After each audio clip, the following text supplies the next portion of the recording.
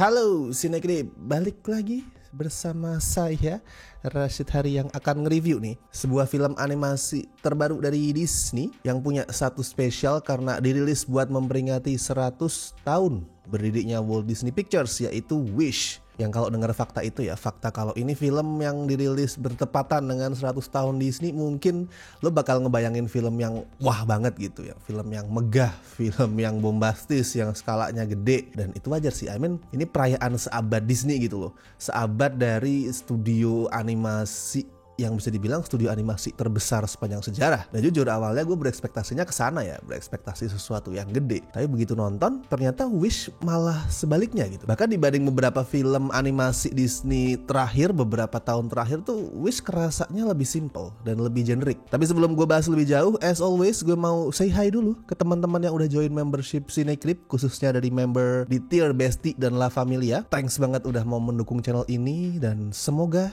seperti karakter di film Wish ini, semua harapan lu bisa terwujud. Amin. Ya, Wish ini kayak yang tadi gue bilang, emang kerasa generik, familiar, dan kalau lu ngomongin cerita juga nggak ada hal baru di dalamnya. Itu juga sih salah satu alasan kenapa banyak kritikus yang nggak suka sama film ini. Dan so far kalau berdasarkan skor Rotten Tomatoes, Wish ini dapat 47%, which is itu bikin dia jadi animasi Disney dengan skor paling rendah sejak Chicken Little yang dapat 37%.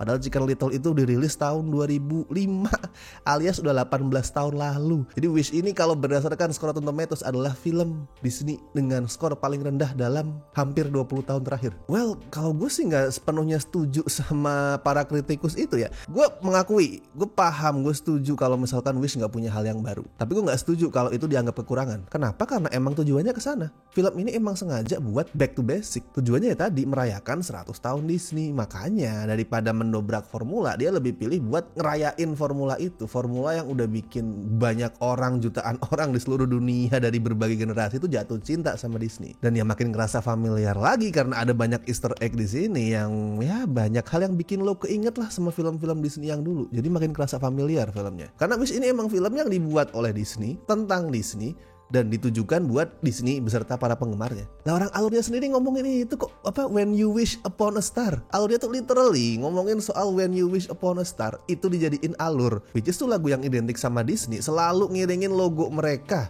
dan bikin hati para penggemar Disney itu sudah tersentuh bahkan sebelum film-filmnya itu dimulai. Jadi ya nggak usah berharap sesuatu yang lebih. Ini emang film tentang Disney, tentang When You Wish Upon a Star. Intinya sih di film ini ada kerajaan bernama Rosas yang dipimpin sama Raja Magnifico yang juga seorang penyihir sakti, dan istrinya Ratu Amaya. Pakai kekuatan sihir dia, si Magnifico ini gak cuman bikin Rosas jadi kerajaan damai yang bebas dihuni sama siapa aja, tapi dia juga bisa ngabulin semua permintaan rakyatnya. Intinya perfect lah.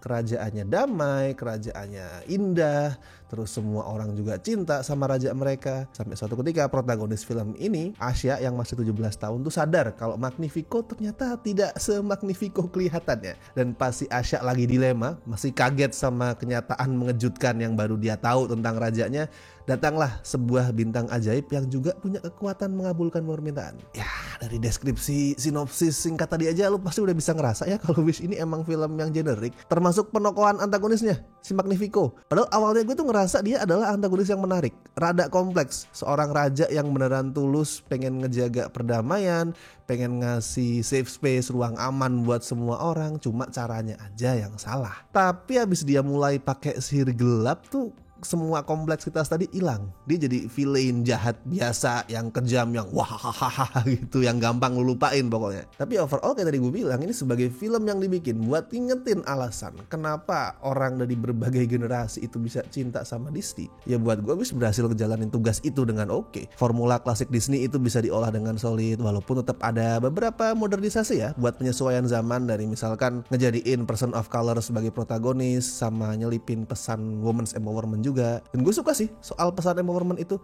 bikin Ratu Amaya jadi karakter yang lumayan menarik. Dia tuh semacam antitesis, lawan buat stereotype ratu jahat yang identik sama judul-judul lawas Disney. Biasanya kan kalau kita ngomongin antagonis Disney yang kita bayangin adalah ratu-ratu yang jahat gitu. Nah di sini si Amaya itu adalah kebalikan dari stereotype itu. Intinya sih ya gini, gampangnya gini deh.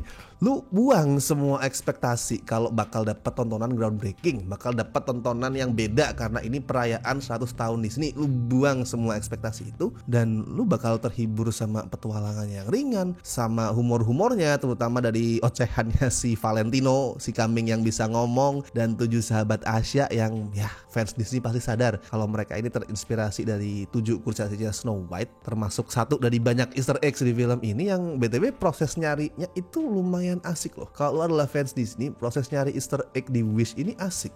Kayak misalkan lu bakal mengira-ira, wait itu dari film yang ini kan, itu dari film yang itu. Karena ada beberapa yang gamblang, tapi ada juga beberapa yang agak subtle, yang agak tersembunyi gitu. Dan itu asik buat nyari. Terus sebagai produk audiovisual nih, sebagai produk audiovisual Wish juga bagus. Gini deh, lagu-lagunya mungkin gak akan jadi lagu yang legend, yang ikonik ya, tapi at least catchy kok. Mungkin gak akan jadi lagu-lagu yang teringat selama puluhan tahun, tapi begitu lu kelar nonton, beberapa tuh masih akan nempel. Walaupun kalau gue ngerasanya ya, ending di adegan musikal buat lagu Knowing What I Know Now itu rada cringe sih. Pas karakter-karakternya tuh mengepalkan tangan ke atas kayak mau berjuang gitu. Gue paham maksudnya, mereka pengen berjuang melawan tiraninya Magnifico, cuman nggak ada pose lain yang lebih estetik kah? Yang nggak terlalu on the nose, yang nggak terlalu cringe. Tapi intinya overall lagu-lagunya catchy gitu.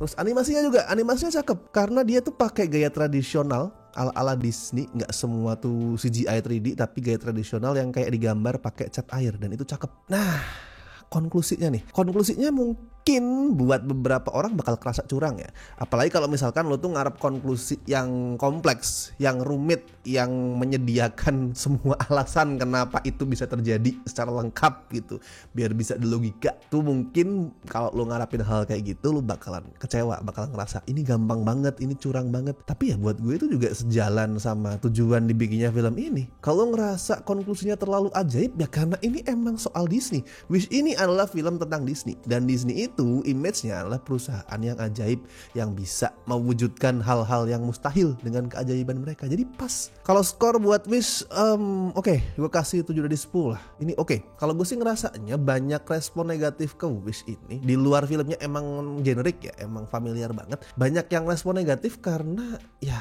kesalahan ekspektasi. Mereka expect Wish ini bakal jadi film yang wah unik banget. Mungkin kalau ngasih tribute bakalan super duper kreatif gitu, yang gak simple. Jadinya begitu dikasih kayak gini, simple, kecewa. Tapi ya emang tujuannya itu. Disney emang pengen back to basic. Back to basic dengan sedikit modernisasi ya. Tapi mereka intinya pengen back to basic, pengen kembali ke dasar, pengen ngingetin ini loh, ini formula-formula yang bikin orang itu dulu awalnya bisa suka sama Disney. Ya buat gue gak masalah. Tapi kalau menurut lo gimana? Apakah lo termasuk orang yang bisa menerima tujuan itu, atau lu juga ngerasa ini klise banget lah, ngebosenin dan segala macam?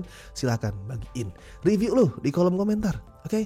Dan seperti biasa gue ingetin, jangan lupa like video ini, subscribe Cinecrip, dan kalau misalkan pengen membantu kami dengan ngasih donasi seikhlasnya bisa lewat berbagai cara. Ada super thanks, ada nyawer di Saveria, ada juga join membership sesuai dengan tier pilihan kalian. Oke, kalau gitu gue Rashid Hari, sampai ketemu di review berikutnya.